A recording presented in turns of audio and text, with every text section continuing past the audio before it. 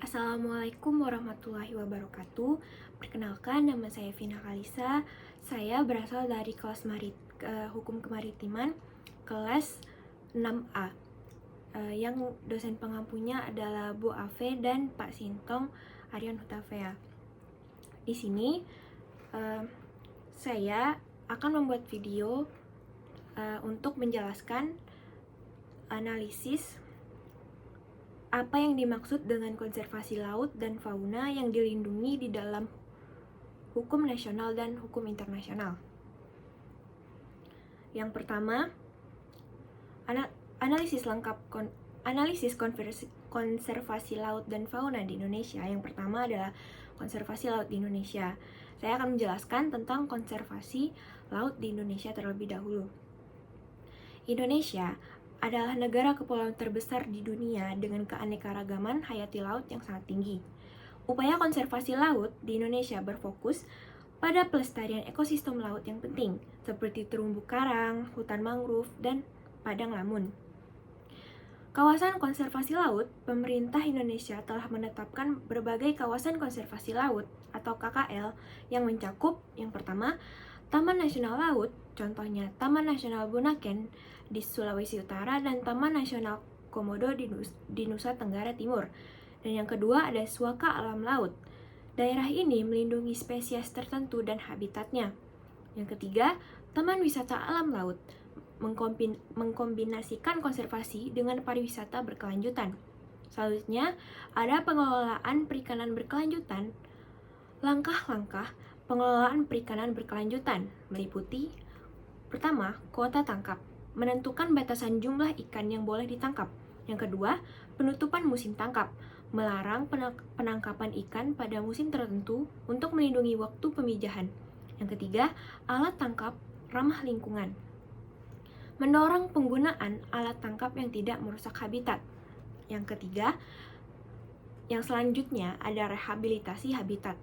Program rehabilitasi mencakup pertama, rehabilitasi terumbu karang seperti transplantasi karang dan perlindungan dari ancaman fisik. Yang kedua, rehabilitasi hutan mangrove, penanaman kembali mangrove di daerah pesisir yang terdegradasi. Selanjutnya, juga ada pengawasan terhadap IUU fishing. Indonesia berkomitmen untuk memberantas ilegal, unreported, dan unregulated atau IUU fishing melalui penegakan hukum, pengawasan yang ketat, dan penindakan tegas terhadap pelaku IUU fishing.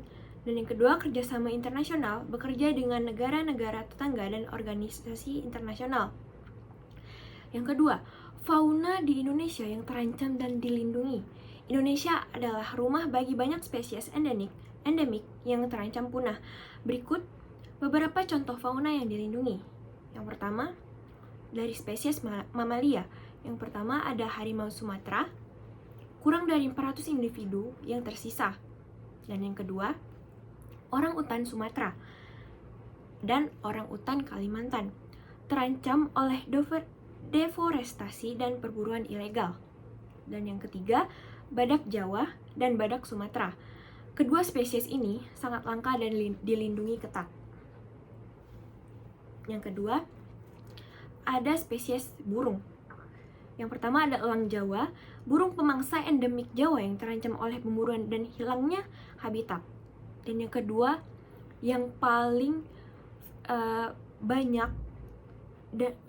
banyak ingin dilihat orang-orang seperti ada di kebun binatang dan lain-lain, yaitu burung cendrawasih, burung khas Papua yang terancam oleh perburuan oleh suku Nias. Perburuan khas Papua yang terancam oleh perburuan untuk bulu hias. Seperti kayak bulu cendrawasih ini untuk sebagai pelengkap baju-baju tari seperti itu dan lain-lain. Lalu yang terakhir ada spesies reptil. Yang pertama ada komodo. Ditemukan di Pulau Komodo dan beberapa pulau kecil sekitarnya. Komodo ini makin tahun makin berkurang. Dan terakhir ada buaya muara. Buaya muara ini tersebar di berbagai wilayah di Indonesia dan dilindungi karena ancaman pemburuannya. Jadi, untuk orang-orang di luar sana, untuk dimohon untuk tidak berburu sembarangan dan berburu hewan-hewan langka. Kita masuk ke hukum nasional dan internasional. Yang pertama, saya akan membahas tentang hukum internasional. Hukum nasional terlebih dahulu. Beberapa peraturan yang melindungi fauna terancam di Indonesia meliputi Undang-Undang Nomor 5 Tahun 1990 tentang konservasi sumber daya alam hayati dan ekosistemnya. Dasar hukum utama konservasi di Indonesia. Itu tadi Undang-Undang Nomor 5. Dan selanjutnya ada Peraturan Pemerintah Nomor 7 Tahun 1999 tentang pengawasan jenis tumbuhan dan satwa. Di Peraturan Pemerintah Nomor 7 Tahun 1999 yaitu menetapkan daftar spesies yang dilindungi. Dan yang terakhir, di hukum nasional membahas juga tentang Undang-Undang Nomor 31 Tahun 2004 tentang perikanan. Lalu diubah menjadi Undang-Undang Nomor 45 Tahun 2009 mengatur pengelolaan perikanan dan konservasi laut. Lalu kita masuk ke hukum internasionalnya. Indonesia terlibat dalam berbagai perjanjian internasional untuk melindungi fauna yang terancam. Yang pertama, ada Convention on International Trade in Endangered Species of Wild Fauna and Flora, mengontrol perdagangan internasional spesies terancam. Lalu yang kedua, Convention on Biological Diversity atau CBD, memfasilitasi konservasi keanekaragaman hayati global. Lalu ada Ramsar Convention on Wetlands, yaitu melindungi lahan basah yang kritis untuk keanekaragaman hayati, seperti kayak tadi hutan mangrove. Lalu, apa tantangan dan upaya konservasi? Tantangannya, yang pertama ada kerusakan habitat, deforestasi, urbanisasi, dan perubahan penggunaan lahan mengancam habitat alami. Yang kedua ada perburuan dan perdagangan ilegal, masih menjadi masalah besar meskipun ada peraturan ketat. Dan yang ketiga, ada kurangnya penegakan hukum. Implementasi hukum seringkali lemah, terutama di daerah terpencil, seperti kayak tadi Pulau Komodo. Lalu ada perubahan iklim, memperburuk kondisi habitat alami dan mempengaruhi spesies. Lalu kita masuk ke upaya konservasi. Jadi upaya yang harus itu adalah patroli dan pengawasan, memperkuat pengawasan di kawasan konservasi dengan bantuan teknologi seperti drone dan patroli laut. Lalu ada rehabilitasi habitat, melibatkan komunitas lokal dalam rehabilitasi terumbu karang dan penanaman mangrove.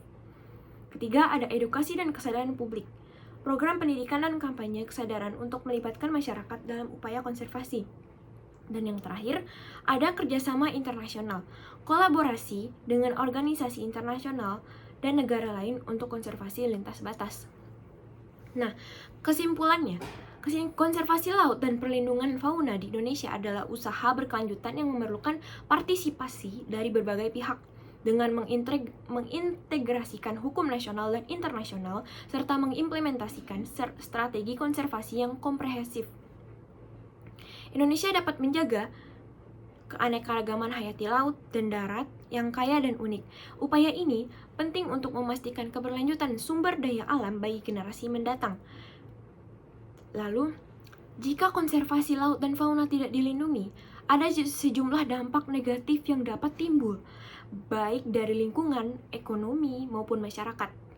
Yang pertama ada kerusakan ekosistem, yaitu tanpa upaya konservasi yang memadai, ekosistem laut dan darat akan mengalami kerusakan yang signifikan.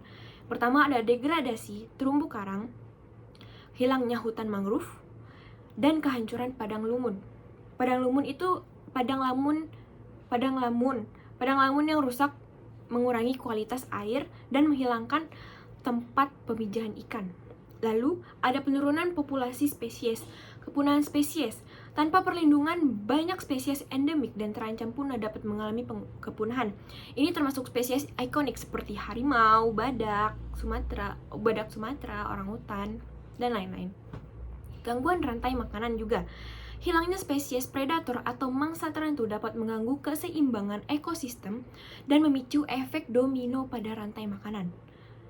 Lalu ada dampak ekonominya. Dampak ekonominya adalah penurunan sumber daya perikanan dan hilangnya potensi pariwisata. Dari dampak sosialnya adalah kerentanan komunitas pesisir dan kehilangan pengetahuan dan budaya lokal. Jadi kesimpulannya adalah tanpa perlindungan dan upaya konservasi yang memadai, kerusakan ekosistem laut dan darat akan memiliki dampak luas dan serius. Ini tidak hanya mengancam keanekaragaman hayati, tetapi juga kesejahteraan manusia, ekonomi, dan stabilitas sosial. Oleh karena itu, konservasi laut dan fauna adalah tindakan yang penting dan mendesak untuk dilakukan demi keberlanjutannya, lingkungan, dan kehidupan manusia. Sekian dari saya, terima kasih. Wabillahi taufiq wa hidayah. Wassalamualaikum warahmatullahi wabarakatuh.